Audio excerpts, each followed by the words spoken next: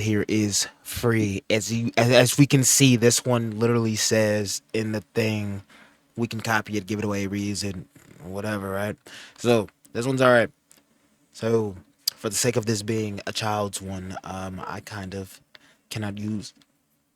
Excuse me, I can't use bad words, but this is how I'd imagine me being as a dad. So yeah, let's read bedtime stories for the boys.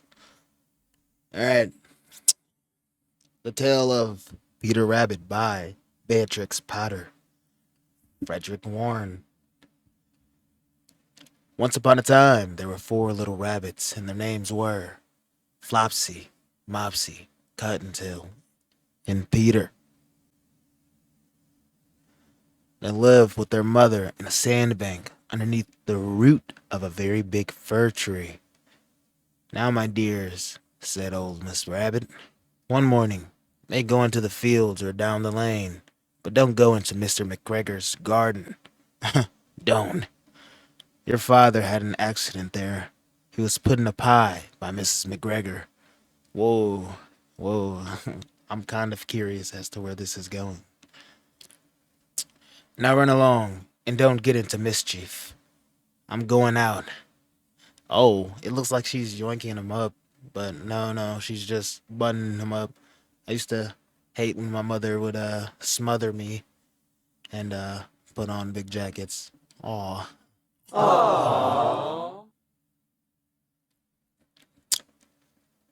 Then old Mrs. Rabbit took a basket and her umbrella and went through the wood to the baker's. She bought a loaf of brown bread and five currant buns. I don't know what a currant bun is, but I'm assuming that's pretty good. I don't know, it sounds good. It's got me hungry. Flopsy, Mopsy, and Cottontail, who were good little bunnies, went down the lane to went down the lane to gather blackberries. But Peter, who was very naughty, ran straight away to Mr. McGregor's garden and squeezed under the gate. See, it's always Peter. It's all. There's no way. First, he ate some lettuces, some French beans, and then he ate some radishes. We all gotta, we all got a Peter in our lives, you know. Just wants to eat it all. And then, feeling rather sick, he went to look for some parsley. Oh, but round the end of a cucumber frame, whom should he meet but Mr. McGregor? Oh my goodness. Oh wow. Oh wow, he's on the chase. He's on the run now. Mr. McGregor was on his hands and knees, planting out young cabbages, but he jumped up and ran after Peter, waving a rake and calling out, "Stop, thief!" Peter was most dreadfully frightened. He rushed all over the garden, for he had forgotten the way back to the gate. He lost one of his shoes among the cabbages, and the other shoe amongst the potatoes. After losing them, he ran on four legs and went faster, so that I think he might have gotten away altogether, if he had not unfortunately ran into a gooseberry net and got caught by the large buttons on his jacket. It was a blue jacket with brass buttons, quite new. Oh wow, that's the new jacket that his mother just smothered him with, by the way. Peter gave himself up for lost and shed big tears, but his sobs were overheard by some friendly sparrows, who flew to him in great excitement and implored him to exert himself. See that? Mr.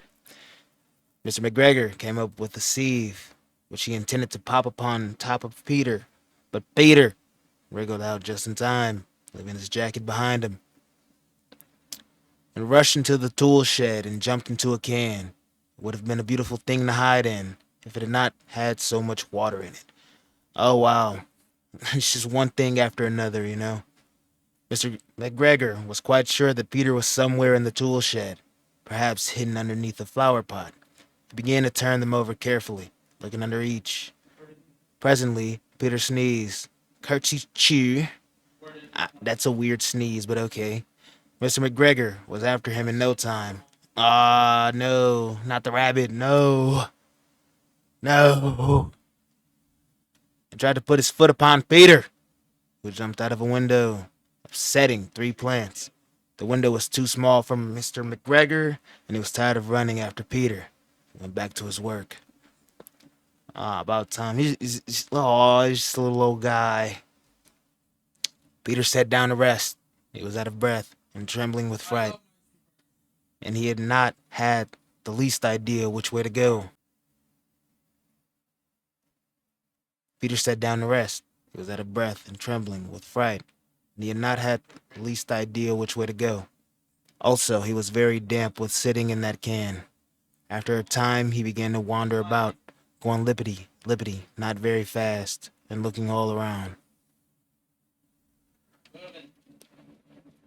He found a door in a wall, but it was locked, and there was no room for a fat little rabbit to squeeze underneath. We're just going in. We're literally going in on him. An old mouse was running in and out over the stone doorstep, carrying peas and beans to her family in the wood. Peter asked her to way to the gate, but she had such a large pea in her mouth that she could not answer. She only shook her head at him. Peter began to cry. Oh, poor Peter. Then he tried to find his way straight across the garden, but he became more and more puzzled. Presently, he came to a pond where Mr. McGregor filled his water cans. A white cat was staring at some goldfish. She sat very, very still, but now. Then he tried to find his way straight across the garden, but he became more and more puzzled. Presently, he came to a pond where Mr. McGregor filled his water cans. A white cat was staring at some goldfish. She sat very, very still, but now and then the tip of her tail twitched as if it were alive. Peter thought it best to go away without speaking to her. He had heard about cats from his cousin, little Benjamin Bunny. Oh wow, cats are scary, man. I wouldn't mess with a cat. He went back towards the tool shed, but suddenly, quite close to him, he heard the noise of a hoe. Scratch, scritch. Oh wow. Peter scuttered underneath the bushes, but presently, as nothing happened, he came out and climbed upon the wheelbarrow and peeped over. The first thing he saw was Mr. McGregor hoeing onions. His back was turned towards Peter, and beyond him was the gate. Seeing a chance, alright. Peter got down very quietly off the wheelbarrow and started running as fast as he could go, along a straight walk behind black currant bushes. Mr. McGregor caught sight of him at the corner, but Peter did not care. He slipped underneath the gate and was safe at last in the wood outside the garden. Let's go, Peter. Mr. McGregor hung up the little jacket and the shoes for a scarecrow to frighten the blackbirds. Peter never stopped running or looked behind him until he got home to the big fir tree. All right, all right. He was so tired that he flopped down upon the nice soft sand on the floor of the rabbit hole and shut his eyes. His mother was busy cooking. She wondered what he had done with his clothes. It was a second little jacket and pair of shoes that Peter had lost in a fortnight. There's no way. There's no way. A fortnight? In a fortnight? Alright, I just seen the word. I just had to say something about it. There's no way.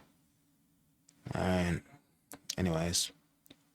I'm sorry to say that Peter was not very well during the evening. His mother put him to bed, made some caramel, chamomile tea, and she gave a dose of it to Peter, 1 tablespoonful to be taken to bed.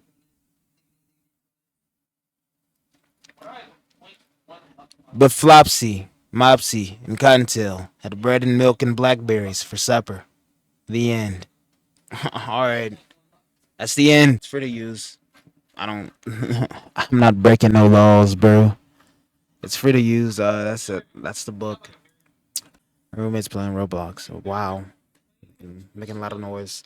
You don't see anything here, by the way. That's the book. And good night, boys. I hope we all enjoyed reading about Peter and what Peter had going on in his life. You know, his little rabbity life. So that's bedtime with. That's bedtime for the boys.